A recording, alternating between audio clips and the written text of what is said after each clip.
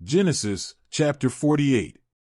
Sometime later Joseph was told, "Your father is sick," and he went to see him, taking with him his two sons, Manasseh and Ephraim.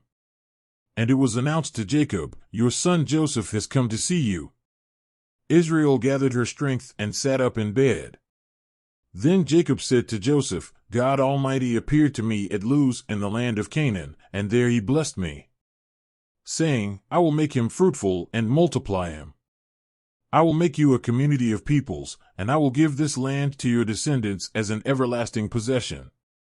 Now therefore, your two sons who were born to you in Egypt before I came here will be owned as mine. Ephraim and Manasseh will be mine, as Reuben and Simeon are mine. The children born to you after them will be yours. They will be summoned under the name of their brothers to receive their inheritance." When I was returning from Paddan, to my sadness Rachel died in Canaan, while we were still on the way, a short distance from Ephrathah. I buried her there by the wayside to Ephrath, which is Bethlehem. When Israel saw Joseph's sons, he asked, "Who are these?" Joseph answered his father, "These are the children that God has given me here." Then Israel said, "Bring them here so I can bless them." Israel's eyes were already weakened with old age, and he could hardly see. So Joseph brought his sons close to him, and their father kissed and hugged them. And Israel said to Joseph, "I never thought I would see your face again, and now God grants me to see your children too." Then Joseph took them from Israel's lap and bowed down with his face to the ground. And Joseph took them both, Ephraim on his right hand, near Israel's left hand, and Manasseh on his left, near Israel's right hand, and brought them near to him. But Israel stretched out his right hand and laid it on Ephraim's head, although he was the youngest, and, crossing his arms, he laid his left hand on Manasseh's head, although Manasseh was the oldest son. And he blessed Joseph, saying, "May the God whom my fathers Abraham and Isaac served, the God who has been my shepherd all my life to this day, the angel who redeemed me from all evil, bless these boys. May they be called by my name and by the names of my fathers Abraham and Isaac, and may they grow greatly in the land." When Joseph saw his father place his right hand on Ephraim's head, he was not happy. Therefore he took his father's hand, in order to change it from the head of Ephraim to that of Manasseh, and said to him, "No, my father, this one is the oldest. Put your right hand on his head." But his father refused and replied, "I know, my son, I know. He too will become one people, he will also be great. Despite this, his younger brother will be greater than he is, and his descendants will become many peoples." So Jacob blessed them that day, saying, "The people of Israel will use your names to bless one another. May God do to you as he did to Ephraim and Manasseh." Then Israel said to Joseph, "I am about to die, but God will be with you and bring you back to the land of your ancestors. And to you, as one who is above your brothers, I give the mountainous region that I took from the Amorites with my sword and with my bow." Genesis chapter 49. Then Jacob called his sons and said, "Gather around me so I can tell you what will happen to you in the days to come. Gather together to listen, sons of Jacob, listen to what your father Israel says.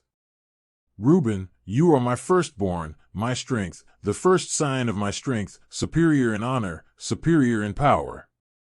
Turbulent as the waters, you will no longer be superior, because you climbed up to your father's bed, to my bed, and dishonored him. Simeon and Levi are brothers, their swords are weapons of violence. Let me not enter their council, nor take part in their assembly, because in their anger they killed men and at their pleasure crippled oxen, cutting their sinew.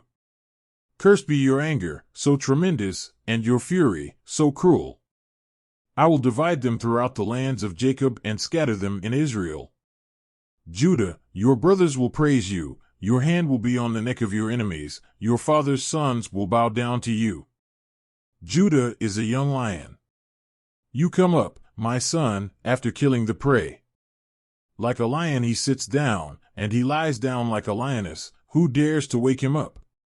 The scepter will not depart from Judah, nor the ruler's staff from his descendants, until the one whose it belongs comes, and to him the nations will obey. He will tie his donkey to a vine and his colt to the choicest branch. He shall wash his garments in wine, his garments in the blood of grapes.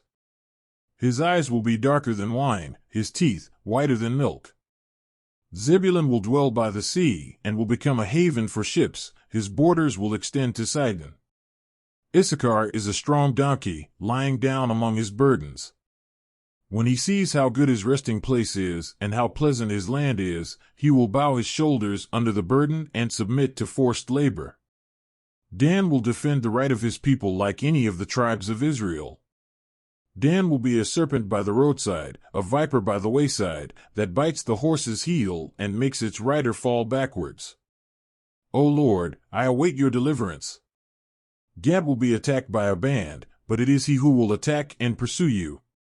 Asher's table will be full, he will offer the food of a king. Naphtali is a gazelle on the loose, which is why it celebrates. Joseph is a fruitful tree by a fountain, whose branches go over the wall. With rancor archers attacked him, shooting arrows at him with hostility.